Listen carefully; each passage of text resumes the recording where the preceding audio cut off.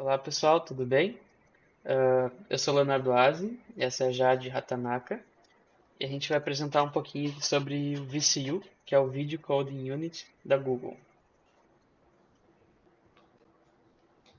Então, vamos falar sobre por que o VCU surgiu, né? Porque tudo surge de algum problema. O que acontece é que as pessoas assistem vídeos. E na pandemia as pessoas começaram a assistir mais vídeos, porque elas não podiam sair de casa, não podiam fazer outras coisas.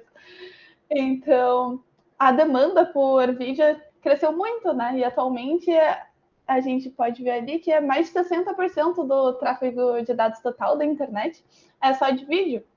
Só que tem toda essa demanda, mas não tem uma evolução do hardware compatível com isso, porque está tendo a desaceleração da lei de Moore, que falava que a quantidade de transistores em um chip ia dobrar a cada 2 anos, né? Mas está cada vez mais difícil de acompanhar isso. Mas a demanda vai crescendo, então a gente precisa de alguma alternativa para isso, e esse é o nosso desafio. Ali saiu um estudo falando que no YouTube 500 horas de vídeo são coisadas rodadas por minuto. Não Subidas. sei. Subidas É, por minuto. E acho que desse slide é isso, né? beleza. Aqui a gente trouxe um pouco dos tipos de compressão de vídeo, né? Desde o H264, que é o mais antigo, assim, e que é o mais eficiente em termos de compressão, né? Até os mais atuais que tentam ter uma eficiência, mas ao mesmo tempo transmitir a qualidade, como o VP9 ou o AV1, né, que é um dos mais atuais. Mas eles têm um trade-off, que é a questão do o tempo, né, que o software encoding precisa para comprimir esse tipo de vídeo. Então, o H264, em relação ao H264, o VP9 leva 10 vezes mais tempo, né, e o AV1 leva 200% mais tempo. Né, e isso tende a aumentar em termos de encoding de software. Então, essa é uma problemática, que a compressão é cada vez mais difícil em tempos, né, onde tem a demanda muito alta, né, de transmissão de vídeos, né, latência baixa para streaming até de jogos, né, através de vídeo e tal. Que é aquele negócio de as pessoas querem assistir as coisas, querem muita resolução e querem tudo ao mesmo tempo. E o Google É, que lute. Daí, outro problema é que, tipo, que nem a gente tinha falado, é muita, muita demanda, mas a gente não tem hardware que comparte isso, né? Então a gente precisou criar, tipo, umas estruturas diferentes, assim, de aglomeração de máquinas, não sei como explicar exatamente tão bem, mas que consiga comportar um pouquinho mais perto do que a gente precisa. Daí o Léo vai falar mais um pouquinho. isso. Que é as chamadas warehouse, né, warehouse scale. Então é legal enfim, é toda uma infraestrutura, eu até particularmente não conhecia, que tem toda uma infraestrutura ali de resfriamento, né, blocos, torres só de resfriamento, subestações próprias, né, de energia. Então, porque são um tipo de infraestrutura derivadas, né, apesar de ter um formato parecido com os data centers, eles são muito derivados dos supercomputadores, né, uh, por conta das máquinas de larga escala, do tipo de paralelismo amplo, né, para processamento independente, e tem prédios aí com infraestrutura elétrica, de resfriamento, com um custo na ordem de 150 milhões de dólares. Então, um negócio realmente extremamente massivo, né? E que É todo sustenta um aí o nosso planeta. consumo. Oi? É todo um planeta de É, computadores para conseguir. isso. Então foi a partir desse tipo de problemática que a gente comenta que surgiu esse trabalho, né? Que começou a ser desenvolvido lá em 2015 pela equipe da Google, e foi apresentado ali em 2021 no ASP Los Angeles, né, que com o título de Warehouse Scale Acceleration, e é a principal fonte do nosso trabalho aqui sobre o VCU. Então, a partir desse trabalho, eles desenvolveram esse cara, que é o VCU, é o Video Coding Unit. Então, ele é uma placa, tá, para processamento, né, de domínio específico de codificação de vídeo, especificamente para essa escala de warehouse, né, não para consumo doméstico, né, de consumidor, mas para esses warehouse computers, né? Isso em relação à carga que ele suporta de dados, diversidade desses próprios dados, requisitos de qualidade e um alto throughput, né, que é uma alta taxa de transferência, que enfim é necessária para sustentar esse streaming de vídeo global. E esse artigo é o primeiro estudo detalhado, longitudinal, sobre o uso, né, dessas VCUs em escala nos data centers da Google. Então, não só trata da arquitetura, mas um estudo, né, um benchmark da sua aplicação. E então, né, o desafio principal do design desse sistema é que, como a gente viu em aula, antigamente, né, os vídeos tinham apenas um formato principal, padrão de televisão, e hoje a realidade é totalmente diferente, né? Os vídeos, né, a transmissão de vídeos tem, na verdade, tem muitos formatos diferentes, né? Só o YouTube, por exemplo, ele converte um único vídeo entre 48 a 72 outputs diferentes, né? Isso em relação a resoluções diferentes, codificações diferentes, taxa de quadro, HDR, né? Isso só em relação a preferências do usuário, né? Tem também condições de rede diferentes, dispositivos diferentes, né? Então, tu precisa ter todo um sistema de codificação e decodificação de vídeo que suporte, né, múltiplos outputs. E isso exige uma infraestrutura muito grande para tu ter uma velocidade boa. Aqui tem um exemplinho aqui, né, Jade, sobre qual a diferença, né, do VCU. Bonitinho. Sim, aqui fala um pouquinho do que acontece desde o upload até chegar na pessoa que vai ver, né? Então, a gente pode pensar que nem um restaurante. Que, por exemplo, se a gente tem um restaurante que só vende sanduíche, é só o sanduíche de presunto e queijo. Ele vai lá e monta e entrega para qualquer pessoa o sanduíche de presunto e queijo. Mas se o restaurante tem, tipo, um peruche, um não sei o que lá, são várias opções, aí tem que ir para um lugar específico. Finge, eu tenho a minha unidade de fazer beirute, minha unidade de fazer misto quente, minha unidade disso, minha unidade daquilo. Aí chega o meu pedido, olha, eu quero um misto quente. Aí vou lá, e vou ter que ir até o lugar do misto quente para daí depois levar para o meu consumidor. Só que eu poderia ter só um lugar que faz tudo, né? Faz o misto quente, que faz isso, que faz aquilo, e aí ia diminuir, tipo, essas barreiras, assim. E é exatamente isso que o VCU pega. Que nem o Léo falou, tinha, tipo, a gente tem várias configurações para o vídeo, né? Tem a codificação, tem tudo. E aí, antes a gente tinha que passar por um hardware específico para cada uma delas. Mas aí agora a gente tem o nosso VCU, que é o nosso super Deus aí, que faz tudo. E essa é a ideia. Beleza. Então, por que então eles resolveram desenvolver esse chip próprio, né, do zero, assim? Porque eles queriam uma implementação em hardware completa para esse tipo de codificação, que até então era muito feita a nível de software, né? Queriam atingir então uma transcodificação tanto com single output quanto com multi output, né, numa mesma placa.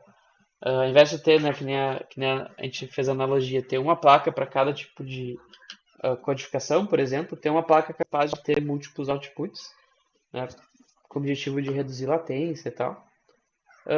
Ter um ajuste, né, um fine tuning para equilíbrio entre velocidade e qualidade. Isso é muito útil para transmissões ao vivo, né? Tem que ter uma latência baixa e a transcodificação offline, né, em hardware mesmo. Ter acesso completo aos algoritmos de controle, né, em software e também ter uma qualidade muito próxima ao encoding de software. Essas eram as metas do desenvolvimento desse hardware. Então, aqui falando um pouquinho da arquitetura, né, no nível mais baixo, esse é o encoder de vídeo, que é a parte principal, assim, né? Então, ele tem mais áreas para maior qualidade, melhor compressão e adaptação para o seu uso em data centers. Então, essa é a ênfase dele, né? Ele tem todo um sistema de detecção de erros, que ele provê visibilidade, né, aos problemas do hardware. Ele tem toda uma área para gerar frames de referência para estimativas de movimento, são algoritmos importantes na compressão. Ele oferece toda a aceleração em hardware para codificação do H264 do VP9 em até 4K 60, que acho que hoje é um dos formatos mais altos assim do YouTube. Enfim, ele tem todas as ferramentas de código, ele tem todo um barramento bem moderno. Então, sobre os módulos, né, em resumo, ele tem um módulo de pré-processamento, que pega a imagem, faz toda a conversão de espaços de cor, faz corte, escala do tamanho do vídeo, rotação. Tem um filtro temporal, que tem um denoiser para gerar frames de referência alternativos. Né? No VP9 ele usa muito isso na compressão. Ele tem uma intrabusca e uma interbusca, né, de movimento, que faz também a otimização da distorção, aí equilibra velocidade e qualidade. Né? Lembrando que a compressão sempre gera distorções na imagem. Né? Isso, quem pegou essas compressões mais antigas, era muito notável assim, no YouTube. Né? E hoje a gente já consegue diminuir isso através desses tipos de tecnologias. Né?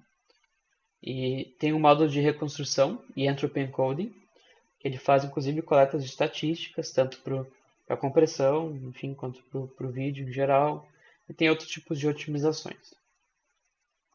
Então aqui é a visão geral da placa, né, do circuito integrado. O destaque é que o encoder ocupa boa parte da placa, e ele tem 10 módulos de encoder para cada placa de VCU. Então ele é bem importante, assim. Depois aqui, todo o circuito integrado é muito tradicional, tem microcontrolador, comunicação, interface PCI Express, enfim, toda a parte de rede ali, NOC, enfim, DDR, né? Nenhuma novidade. Então acho que o destaque dá para se dizer que é o encoder, né, junto ali com o decoder. E aqui tem uma visão mais geral do sistema e da placa. Então cada sistema é composto de 10 placas com duas VCUs cada. Para o melhor, né, eles usam esse termo que é performance por total cost of ownership. Então é quase uma medida de eficiência, como levantou a Jade, né? Isso, né, tem uma melhor, esse arranjo dá uma melhor eficiência, uma diminuição de gargalo. E cada, né, placa, cada ISIC é operada por um job separado. Então, por conta dessa característica de ter um alto paralelismo, isso é importante para que erros no hardware não impactem sistematicamente, né, no processamento de vídeo. Então aqui tem, né, as máquinas, que tem os aceleradores e uma visão geral. E aqui é a visão de toda do cluster lá do warehouse, né, que é tudo agendado por um warehouse scheduler. E em alto nível é assim que funciona, né, a aceleração. Opa, daí agora um pouco sobre os resultados, porque a gente falou, fez uma super propaganda, mas precisamos provar que é realmente bom, né? Aqui a gente tem esse gráfico bonitinho, que nem o Léo tinha falado, de Perf per TCO, que é essa performance por Total Cost of Ownership, que é basicamente o Total Cost of Ownership de todos os custos. E aí fica meio que um custo-benefício, assim, né? Tipo, o quanto a melhoria da minha performance e sobre o meu custo foi maior para um do que para outro. Então ali a gente vê. Os que estão em amarelo são os 20 unidades de VCU, aí depois os em vermelho são 8, e os azuis são usando um VCU só. E a gente consegue ver que quanto mais VCU melhora, tá? Em relação à codificação com H264 e o VP9 usando software. E aí, é basicamente isso, né? Tipo, dá pra ver que é realmente, tipo, bem maior a performance do VCU, tipo, o custo-benefício dele. E acho que desse slide é isso. Mais alguma coisa? Daí, isso daí a gente fala sobre a computação em escala, né? Que é, tipo, essa transcodificação de múltiplas saídas. Antes não dava pra fazer, mas aí agora com o VCU não só a gente conseguiu fazer, a gente não, o Google conseguiu fazer. E também conseguiram meio que estabilizar, porque ali a gente vê o throughput é a taxa de transferência, e ali a gente vê, tipo, em relação às semanas. Então, tipo, tá estável, né? Tá mais ou menos ali no mesmo. Embaixo é para, tipo, saída única, né? O vermelhinho, e o de cima é o azul para múltiplas saídas. Então a gente vê que as múltiplas saídas já estão estáveis. E aí tá perto da capacidade máxima. E é isso desse slide. E aí depois uma comparação com o software daí, né? Ali a gente pega várias aplicações, ali tem o presentation, desktop, essas coisas, na codificação em software para o H264 e para o VP9. E aí depois na direita do VCU, e a gente pega tipo um gráfico mostra os resultados para um, outro para o outro, mas se a gente transpor os dois, a gente vê que fica meio parecido, assim. Então o VCU consegue meio que replicar o software, tendo ainda aquele Perfect SEO bem melhor. Então, apesar de serem comparáveis em relação à qualidade da codificação, em relação ao custo-benefício, o VCU é melhor. E essa é a ideia desse site aí. E depois o resultado a gente sabe que toda hora as pessoas estão pesquisando e estão melhorando as coisas. Então, tipo, a codificação com o software melhora, né? E vai avançando. Então, o VCU precisa conseguir acompanhar isso, porque toda vez que a gente tem uma atualização, uma descoberta nova na codificação usando software, o VCU precisa conseguir fazer a mesma coisa. Então, a gente vê ali que no começo, saiu uma atualização. O do software fica melhor, tá tipo ali 10% melhor em relação ao VCU, né? No começo ali dos meses. E aí depois vai passando o tempo e essa diferença vai diminuindo. Então significa que conforme a gente vai fazendo o fine tuning do VCU, ele vai conseguindo acompanhar o software até que em determinado momento, lá depois de um ano, assim, ele consegue até superar o software. E essa é a ideia desse slide. E daí depois, para enfatizar um pouquinho mais sobre o fine tuning, que o VCU vai realmente melhorando a taxa de transferência conforme o tempo, porque ali a gente vai vendo que começa tipo, lá embaixo e vai subindo, assim, ó, o gráfico está mostrando que está melhorando a taxa de transferência.